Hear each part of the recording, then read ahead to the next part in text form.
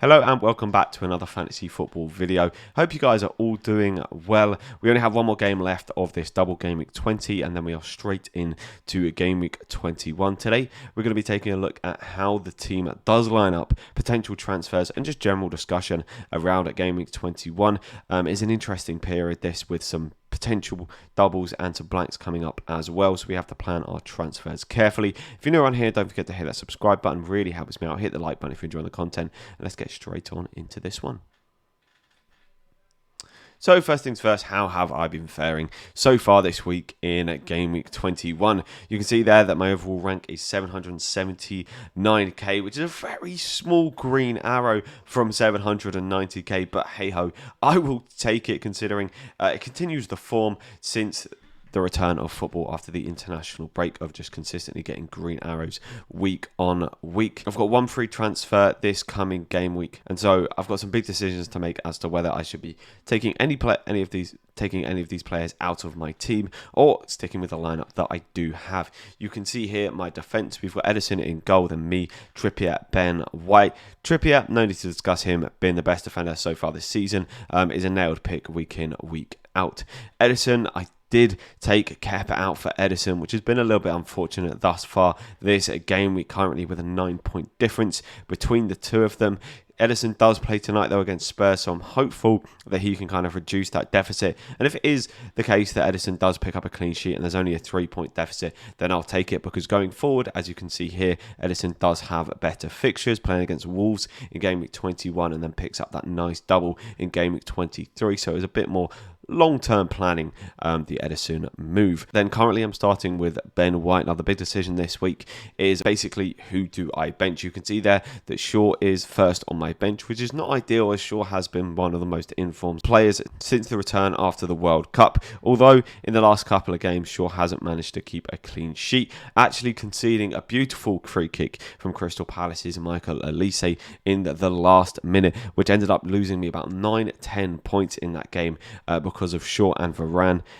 Because I had Shaw and Varane, you got the Rashford clean sheet point, and Varane was due to pick up a bonus point as well. So that goal ended up costing me 9 or 10 points, which is a bit unfortunate because, you know, it could have really sent me flying up the rank. I could be an extra 100k.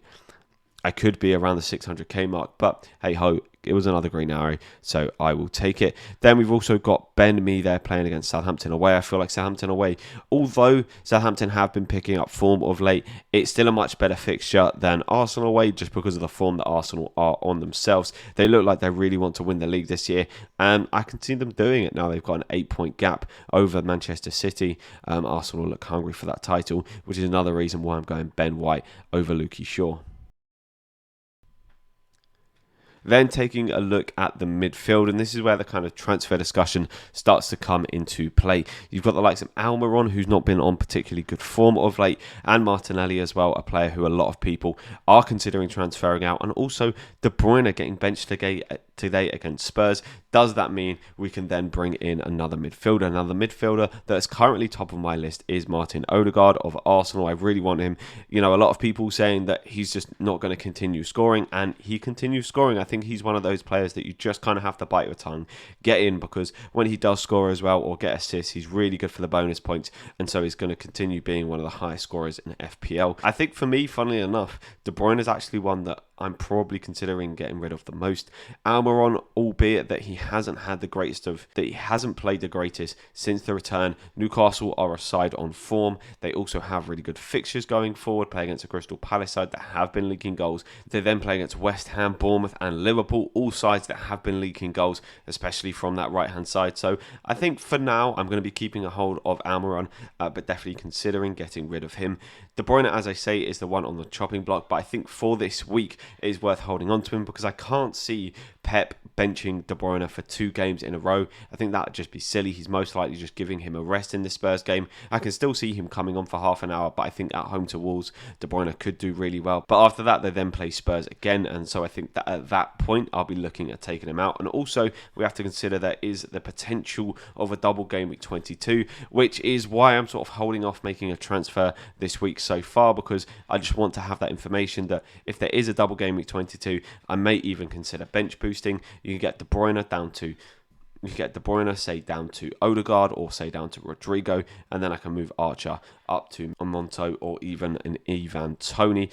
So I've got to consider that, which is why I think I will be holding on to De Bruyne and the rest of my midfield. I think Andreas was the one I was originally looking at transferring out for Odegaard, but I just feel like that would actually be a reasonably sideways move this game week because either one of them could actually do quite well. Odegaard is obviously the better FPL option, but given that they're both playing at home, I think for this game week I'm going to hold up. And also Spurs have been leaking goals. They are playing against Manchester City tonight, so it's a quick turnaround for them. All these little factors could end up meaning that actually Andreas could well go and outscore Odegaard in this game week. But a lot of thinking to be done, as you can tell. I'm not too sure which player to actually take out. So I think for me, the best strategy this game week is going to be hold on to that transfer, wait for the news to come out. If we do get a double game week, I'm looking at Rodrigo on. If we do get a double game week for, say, Leeds, I'm looking at the potential of Rodrigo. And if we get a double game week for, say, Brentford, then I can look at bringing Ivan Toney in. I just think holding on to the transfer, gathering the information, and then doing what best we can with that information is going to be the strategy forward. Then finally moving on into the attack, and we've got Haaland and Kane, the two best attackers so far this season. Now, I think people are starting to look away from Haaland in terms of captaincy. It'll be interesting to see how he does against Spurs tonight, because I feel like even if he goes and grabs a goal, then people will just be like, right, Haaland still going to be my captain week in, week out. And I feel like that's kind of fair enough because, you know, if you deviate from Haaland and he does really well, then you're just screwed. You're going to lose a lot of rank. Whereas if Haaland doesn't do well and you captain him, but the rest of your team does well, you can still get a green arrow. So I think for me, just in terms of consistently building up those green arrows and those points, I think for now, Haaland is going to stay as my captain. He hasn't been benched thus far this season. He only missed a game because of an injury, which we knew before the game week anyway. And so I just think the safest strategy is to be captaining Haaland. Harry Kane, another player that'll be interesting to see how he does tonight. Spurs have a very good record against Manchester City. In fact, beating them to 0 in the previous two games in home and away fixtures last season.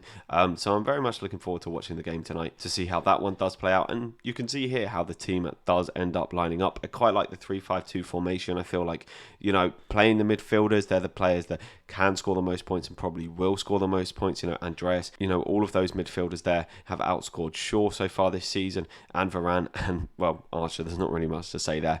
But I quite like playing the midfielders. But it's going to be an interesting few weeks to come and plenty of choices to be made.